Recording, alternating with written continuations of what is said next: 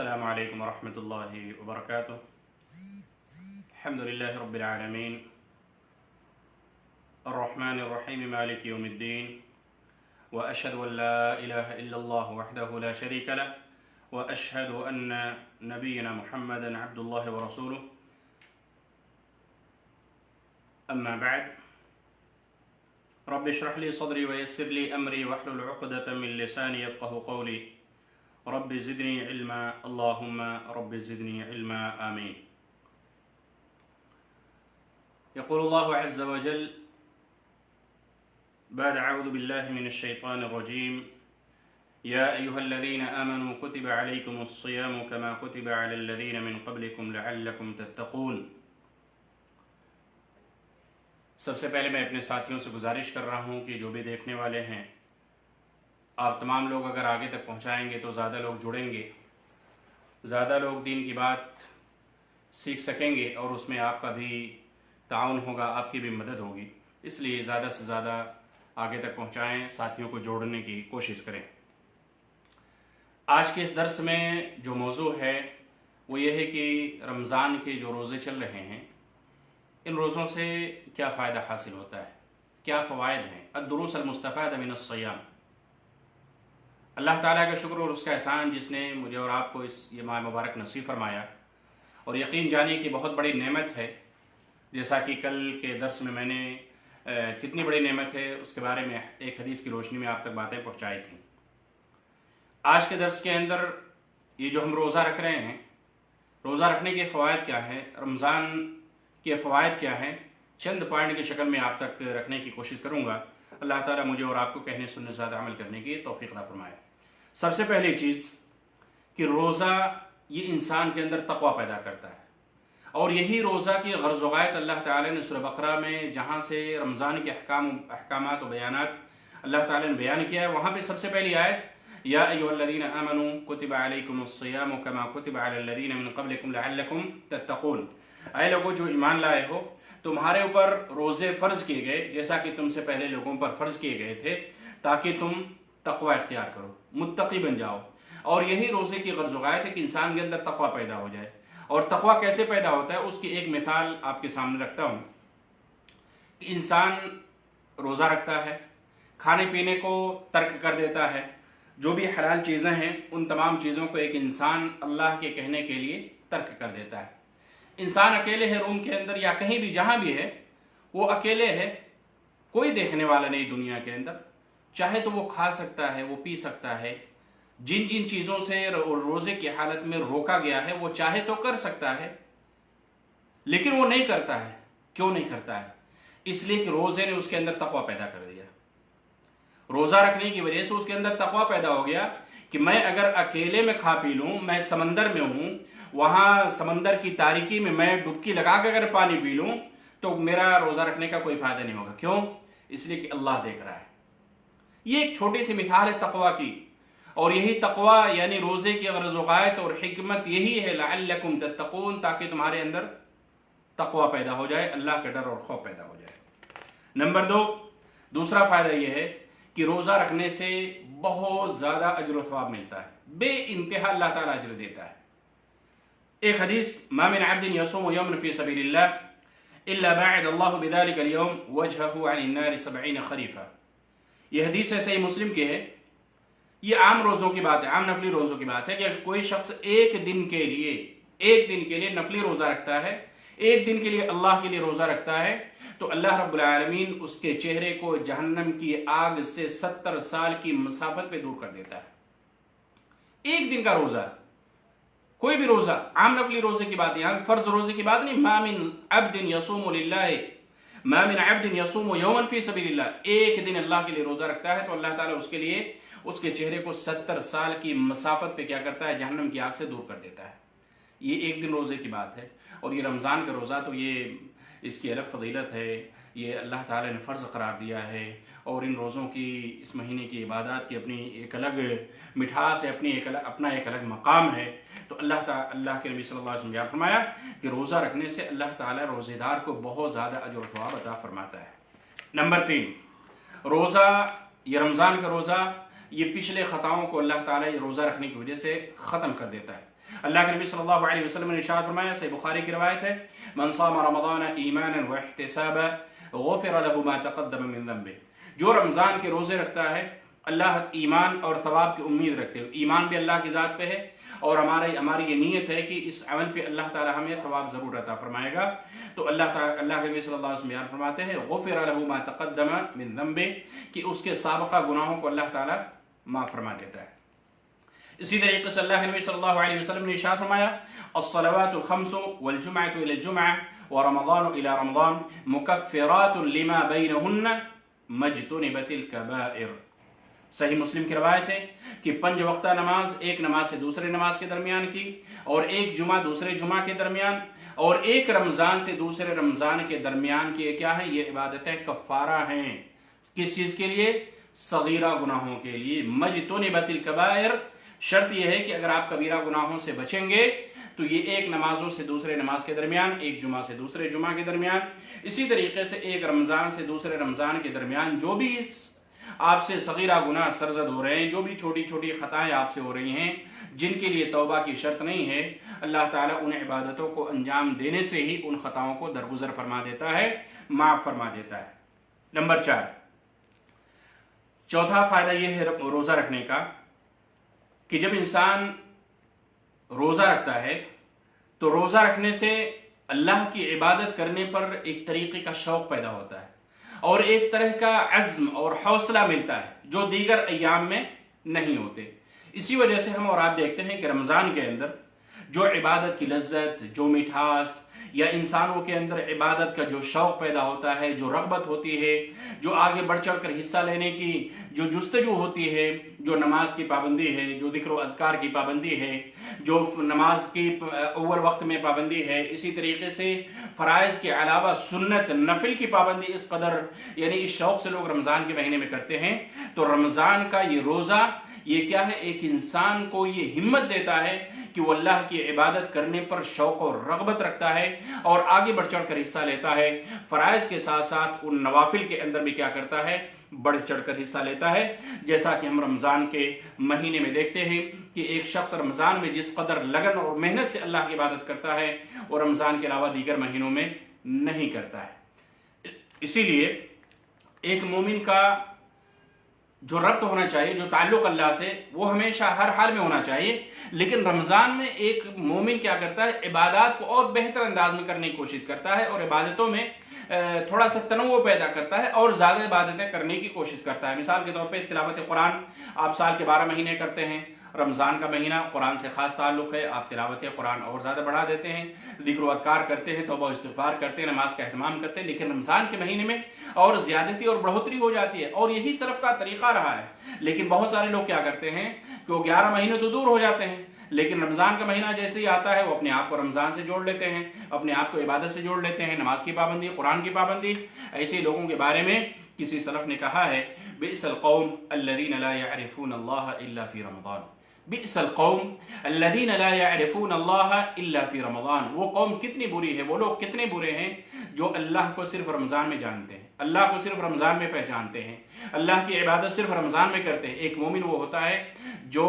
ہمیشہ سال کے 12 مہینے اللہ کی عبادت کرتا ہے، ہمیشہ اللہ کی عبادت کرتا ہے، ہمیشہ 5 وقتہ نماز کی پابندی کرتا ہے، ذکر و اذکار کرتا ہے، توبہ و استغفار کرتا ہے، قرآن کی تلاوت کرتا ہے، اپنے تعلقات کو اللہ سے مضبوط کرتا ہے، ہمیشہ کرتا ہے۔ لیکن رمضان میں ایک فرصت، ایک موقع، ایک اپارچونٹی اور ایک بہترین سنہری موقع اللہ نے آپ کو دیا ہے، اس سے ایک مومن اور زیادہ فائدہ اٹھاتا ہے۔ اسی طریقے سے نمبر 5واں یہ ہے کہ جب انسان روزہ رکھتا ہے، یہ روزہ رکھنے کے فوائد ہیں، جب انسان روزہ رکھتا ہے تو روزہ رکھنے سے دلوں کے اندر نرمی پیدا ہوتی ہے، دلوں کے اندر نرمی پیدا ہوتی ہے۔ وہ کیسے نرمی پیدا ہوتی ہے؟ جب انسان روزہ رکھتا ہے، بھوکے پیاسے رہتا ہے، تو پھر وہ اپنے روزے دار دوسرے بھائیوں کو بھی یاد کرتا ہے، غریبوں کو یاد کرتا ہے، محتاجوں کو یاد کرتا ہے، جن کو پورے سال میں ان کو پیٹ بھرنے کے لیے روٹی نہیں ملتی ہے، ان کو کھانے پینے کی چیزیں نہیں ملتی ہیں، ان کو شکم سیر ہونے کے لیے کھانے پینے کی چیزیں دستیاب نہیں ہوتی ہیں۔ ایسے لوگوں کو جب روزے کی حالت میں ایک روزے دار بندہ یاد کرتا ہے تو اس کا دل کیا ہوتا ہے، نرم پڑ جاتا ہے، اس کے دل کے اندر نرمی پیدا ہوتی ہے اور وہ پھر ان لوگوں سے محبت کرتا ہے، ان لوگوں سے قریب ہوتا ہے، ان کے احوال جاننے کے لیے کوشش کرتا ہے، ان کی مدد کرنے کی در پہ رہتا ہے، ان کا مساعدہ، ان کی مدد کرنا، ان کی سہایتا کرنے کی ہر ممکن کوشش کرتا ہے۔ تو یہ روزہ رکھنے کا کیا ہے؟ ایک پانچواں فائدہ جو آج کے درس میں بیان کیا گیا۔ نمبر 6، چھٹا فائدہ یہ ہے کہ روزہ رکھنے سے کیا ہوتا ہے کہ نفس یا ہماری ٹائمنگ بالکل بہت اچھی ہو جاتی ہے، ہم نظام کے پابند ہو جاتے ہیں، ٹائم کے پابند ہو جاتے ہیں، چونکہ اس کے اندر رمضان کے اندر جو چیزیں ہیں، کھانا پینا چھوڑنا اور کھانا، یہ سب کیا ہے؟ ٹائملی ہے۔ مثال کے طور پہ صبح صادق سے لے کر، جیسے صبح صادق ہوئی، اذان کا وقت ہوا، طلوع فجر صادق ہوئی اور غروب آفتاب تک آپ کھانے پینے کی تمام چیزوں کو ترک کر دیں گے، حلال چیزوں کو ترک کر دیں گے۔ بیوی آپ کے ساتھ ہے، آپ کی بیوی ہے، لیکن آپ جمع نہیں کر سکتے، آپ اس سے مل نہیں سکتے، مباشرت اختیار نہیں کر سکتے۔ کیوں؟ اس لیے کہ اللہ نے حرام قرار دیا ہے، رمضان میں روزے کی حالت میں اللہ نے منع کیا ہے۔ تو اب یہاں پہ کیا، انسان رمضان کے مہینے میں اپنے آپ کو منظم بنا لیتا ہے، ٹائم سے ہر کام کرنا، ٹائم سے سونا، ٹائم سے کھانا پینا، اسی طریقے سے وقت ٹائملی اللہ کی عبادت کرنا، نماز ہو اللہ کی عبادت کرو، قرآن مجید کی تلاوت کے لیے اپنا ایک خاص وقت مقرر کر دیتا ہے، اسی طریقے سے کچھ صدقات و خیرات کرنے کے لیے اپنا وقت کیا ہے نکلتا ہے اور غریبوں کی مدد کرتا ہے۔ تو ایک مومن جب رمضان میں روزے رکھتا ہے تو اپنے آپ کو اوقات کا یا ٹائم کا، وقت کا پابند بنا لیتا ہے، اپنی زندگی کو منظم بنا لیتا ہے، اور یہی منظم زندگی اس کی ہمیشہ ہونی چاہیے۔ یہ درس ہمیں ملتا ہے کہ جس طریقے سے ہم رمضان میں اپنے آپ کو منظم کر لیتے ہیں، اسی طریقے سے ہمارا ہر کام دنیا کے اندر کیا ہے؟ منظم ہونا چاہیے، تاکہ دنیا کے اندر بھی سرخروئی حاصل ہو سکے اور اخروی زندگی بھی ہماری کامیاب ہو سکے۔ تو یہ چھٹا فائدہ آج کے درس میں ہم نے حاصل کیا۔ ساتواں فائدہ یہ ہے کہ جب انسان روزہ رکھتا ہے تو روزہ رکھنے میں ظاہر سی بات ہے کھانے پینے کو، حلال چیزوں کو ترک کر دیتا ہے، بہت ساری چیزوں کو ترک کر دیتا ہے جو اللہ نے دیگر ایام میں اس کے لیے جائز قرار دیا ہے، روزے کی حالت میں اللہ نے منع قرار دیا ہے۔ تو یہ کیا ہے؟ انسان صبر کرتا ہے، تحمل اور برداشت کا مادہ پیدا ہوتا ہے۔ پیاس لگی ہے، گرمی کا موسم ہے، 16 گھنٹے 17 گھنٹے آپ کو بھوکے پیاسے رہنا ہے، انسان برداشت کرتا ہے، اور اس برداشت میں انسان صبر کرتا ہے، ثواب کی امید رکھتے ہوئے، بھوکا ہے،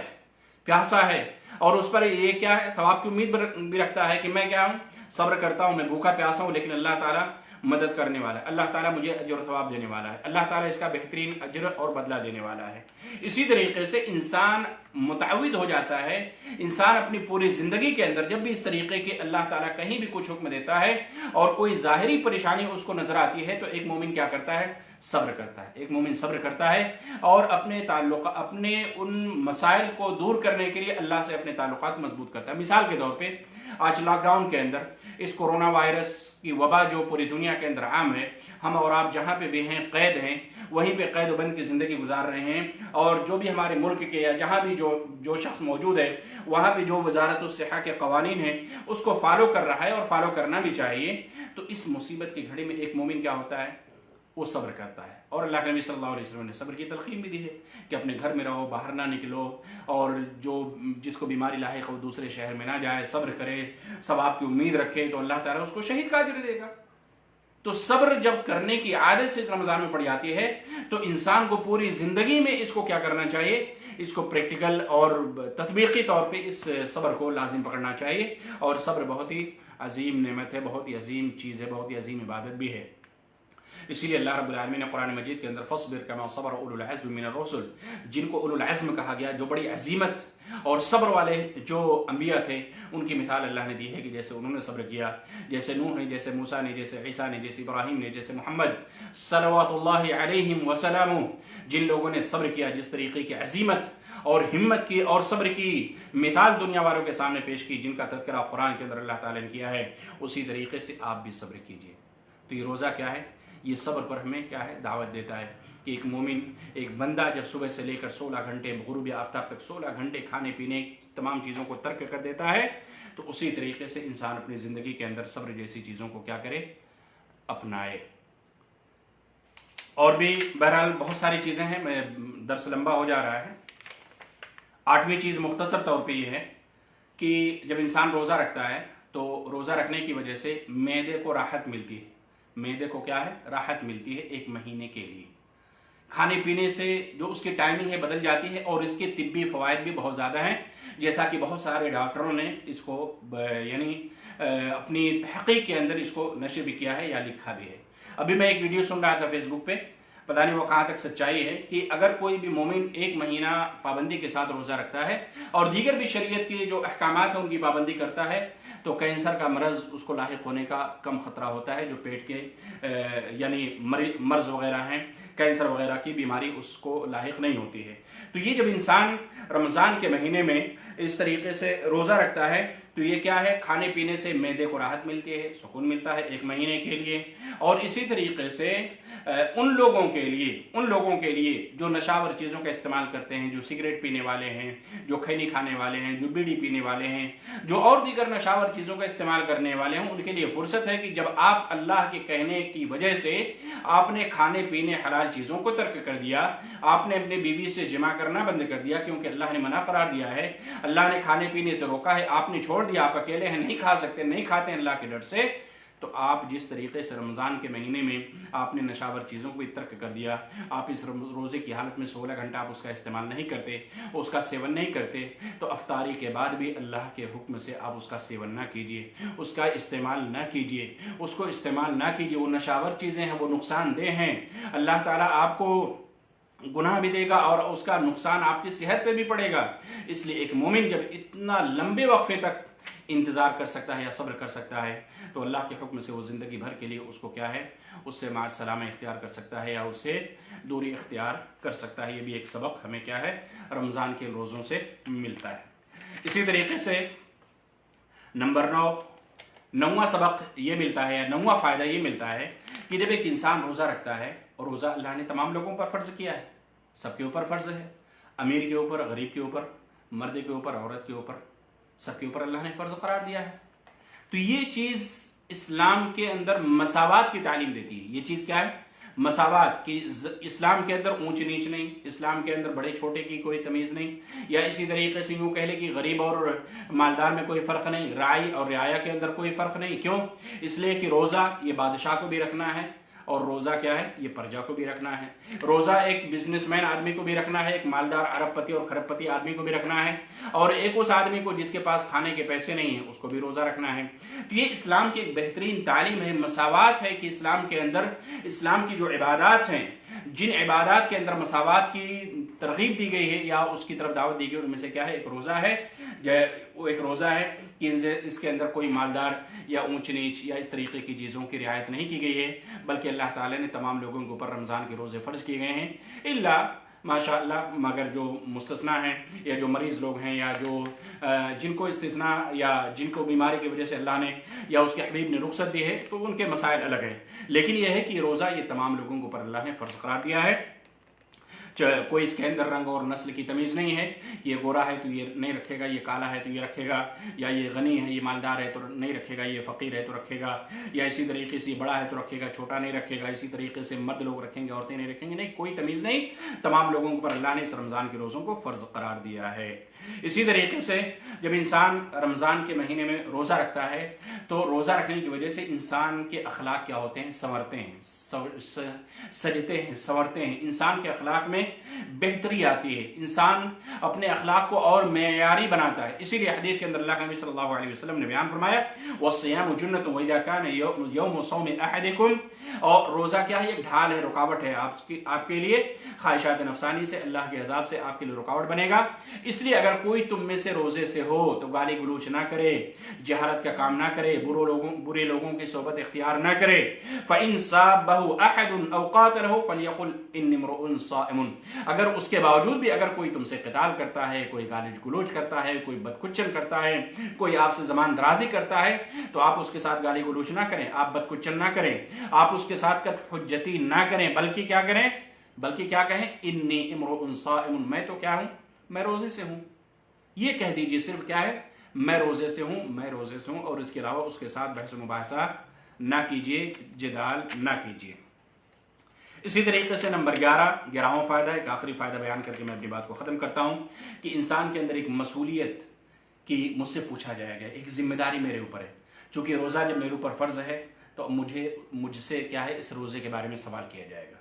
میں روزہ رکھا یا نہیں رکھا، میں نے روزہ رکھنے میں جن چیزوں کی رعایت کرنی چاہیے، جن چیزوں کا پاس حاضر کرنا چاہیے، میں نے خیال کیا یا نہیں کیا۔ تو ایک مسئولیت، ایک ذمہ داری کا انسان کے اندر احساس ہوتا ہے، اور یہ ذمہ داری اس کی زندگی کے تمام چیزوں کے اندر ہوتی ہے۔ انسان کیا ہے؟ گھر کا ذمہ دار ہے، انسان اپنے بھی بچوں کا ذمہ دار ہے، اپنے ماں باپ کی دیکھ بھال کرنے کا ذمہ دار ہے، یا اسی طریقے سے ایک مدرب ہے، ایک مدرس ہے، یا اسی طریقے سے کسی کمپنی کا یا کسی جگہ کا مدیر ہے، یا اسی طریقے سے ڈائریکٹر ہے، یا ایک جگہ کا ذمہ دار ہے۔ تو ایک مسئولیت، ایک ذمہ داری کا جب انسان کے اندر احساس پیدا ہو جاتا ہے، تو وہ ذمہ داری کا جو احساس پیدا ہوتا ہے، تو اب وہ ذمہ داری کا احساس پیدا ہونے کی وجہ سے اس کے اوپر جو ذمہ داریاں عائد ہوتی ہیں ان کا پاس و لحاظ رکھتا ہے، ان کی رعایت کرتا ہے، تاکہ کل قیامت کے دن اس سے اس ذمہ داری کے بارے میں اگر سوال کیا جائے تو بخوبی اللہ کو جواب دے۔ ورنہ اگر کوئی بھی شخص اپنی ذمہ داری کے اندر، اپنی مسئولیت کے اندر اگر خیانت سے کام لے گا، یا ذمہ داری کے احساس اور شعور اس کے اندر پیدا نہ ہوگا، تو یقین جانیے کہ الا کلکم راع وکلکم مسئول عن رعیتہ، ہر شخص سے اس کے بارے میں، اس کی مسئولیت کے بارے میں، ذمہ داری کے بارے میں سوال کیا جائے گا، اور اللہ تعالیٰ سوال کرے گا، اور ہر شخص کو اس کی ذمہ داری کے بارے میں سوال کیا جائے گا۔ اسی طریقے سے اللہ کے نبی صلی اللہ علیہ وسلم نے بیان فرمایا، کل عمل ابن آدم له الا الصوم فانه لی وانا اجزی بہ۔ صحیح بخاری کی روایت ہے کہ بنی آدم کے سارے اعمال اس کے لیے ہیں، یعنی ہر عمل کے بدلے میں اللہ تعالیٰ نے اجر و ثواب کو بیان کر دیا ہے تقریباً، لیکن رمضان کا جو روزہ ہے اس کا بدلہ کیا ہوگا، اس کا ثواب کیا ہوگا، یہ اللہ نے نہیں بیان کیا، اسی لیے اس کی نسبت ڈائریکٹ اپنی طرف کی ہے۔ ورنہ ہر عمل کا بدلہ تو اللہ تعالیٰ دے گا، اس میں کوئی شک نہیں ہے، لیکن اس کے بہت سارے، یعنی کتنا بدلہ ملے گا، کتنا جو ثواب ملے گا، کیا فضائل ہیں، قرآن اور حدیث کے اندر بیان کر دیے گئے۔ لیکن روزے کے بارے میں اللہ تعالیٰ نے بیان فرمایا الا الصیام فانه لی وانا اجزی بہ۔ کیوں؟ اس لیے کہ بندہ اللہ کے کہنے کے مطابق اپنے کھانے پینے حلال چیزوں کو ترک کر دیتا ہے۔ حلال چیزوں کو اللہ کے کہنے کی وجہ سے کھانا پینا آپ کے سامنے موجود ہے، آپ اکیلے ہیں، کوئی نہیں دیکھ رہا ہے اللہ کے علاوہ، لیکن آپ اللہ کے کہنے کے مطابق آپ کے اندر تقوی پیدا ہو گیا، اس لیے آپ نے ان حلال چیزوں کو ترک کر دیا۔ اس عبادت سے اللہ اتنا خوش ہوتا ہے کہ اللہ تعالیٰ کہتا ہے میں اس روزے دار بندے کو اتنا اجر دوں گا، اتنا اجر دوں گا بے انتہا، یعنی جو اس کی سوچ ہوگی اس سے کہیں زیادہ اللہ تعالیٰ کیا کرے گا، اجر و ثواب دے گا۔ اسی لیے اللہ رب العالمین نے حدیث قدسی کے اندر بیان فرمایا الا الصیام فانه لی وانا اجزی بہ، روزہ میرے لیے اور میں اس کا بدلہ دینے والا ہوں۔ تو یہ چند 10-11 فائدے تھے جو رمضان میں یا روزہ رکھنے سے کیا فائدے ملتے ہیں رمضان کے اندر، وہ ہم نے سنا ہے۔ درس تھوڑا لمبا ہو گیا، اللہ تعالیٰ مجھے اور آپ کو کہنے سننے زیادہ عمل کرنے کی توفیق عطا فرمائے۔ اللہ رب العالمین پورے مہینے کی پابندی کے ساتھ روزہ رکھنے کی توفیق عطا فرمائے، اور روزے کے ساتھ ساتھ قیام کی، اور اسی طریقے سے قرأت قرآن کی تلاوت کی، قیام اللیل کی، یا اسی طریقے سے ذکر و اذکار کی، توبہ و استغفار کی، صدقات و خیرات کی اللہ تعالیٰ میں توفیق عطا فرمائے، ہماری عبادتوں کو قبول فرمائے، اللہ تعالیٰ تمام لوگوں کی مدد فرمائے۔ اللہ رب العالمین کورونا وائرس جیسی بیماری کو جلد از جلد ختم کر دے۔ اللہ رب العالمین ہماری عبادتوں کو قبول فرمائے، ہماری نیتوں میں اخلاص پیدا فرمائے۔ اللہ تعالیٰ ہمارے اوپر آنے والی تمام مصیبتوں کو رفع کر دے، دور کر دے، آمین ثم آمین۔ وصلی اللہ تعالیٰ علی نبینا محمد وعلی آلہ وصحبہ وسلم تسلیما کثیرا۔ والسلام علیکم ورحمۃ اللہ وبرکاتہ۔ تمام ساتھیوں سے گزارش ہے، اپیل ہے، اگر ویڈیوز آپ کو اچھے لگ رہے ہیں آپ عمل کیجیے، آگے تک آگے بھی پہنچائیے، اس لیے کہ اللہ کے نبی صلی اللہ علیہ وسلم کا فرمان ہے من دل علی خیر فلہ مثل اجر فاعلہ، جو شخص کسی کو صحیح راستے کی رہنمائی کرتا ہے تو اس پر عمل کرنے والے کے مقابلے میں برابر بھی اس کو کیا ہے، رہنمائی کرنے والے کو ثواب ملتا ہے۔ آپ اس طریقے کی ویڈیوز آپ خود سنتے ہیں، عمل کرتے ہیں، اور بہت سارے لوگ ہیں جو ماشاءاللہ سنتے بھی، عمل بھی کرتے ہیں، آگے پہنچاتے بھی ہیں، تو یہ بہت ہی بڑا کام ہے، معمولی سا کام ہے لیکن اجر کے اعتبار سے بہت بڑا کام ہے۔ اس لیے آپ دوستوں تک پہنچائیے، ویڈیوز پہنچائیے، نشر کیجیے، فارورڈ کیجیے۔ اللہ تعالیٰ توفیق دے۔ والسلام علیکم ورحمۃ اللہ وبرکاتہ۔